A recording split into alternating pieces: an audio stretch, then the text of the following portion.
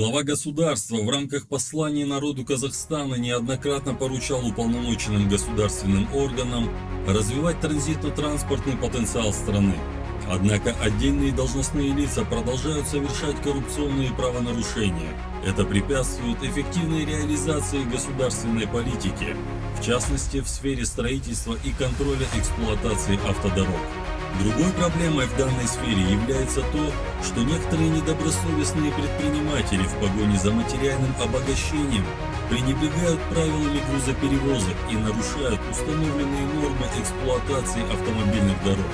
По данным экспертов, ежегодные затраты на ремонт дорожного полотна от таких действий достигают в масштабах страны миллиардов тенге. Кроме того, разбитые и своевременно не отремонтированные автодороги приводят к увеличению числа дорожно-транспортных происшествий, в том числе с летальным исходом.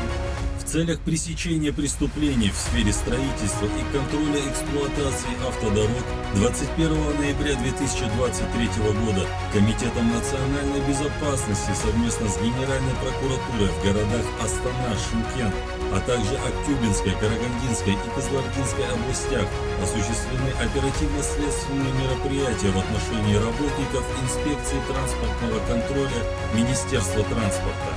Они подозреваются в систематическом вымогательстве у предпринимателей денежных средств за беспрепятственный проезд автотранспорта с нарушениями габаритных и весовых параметров. Иная информация в соответствии с частью 1 статьи 201 Уголовно-процессуального кодекса не подлежит разглашению.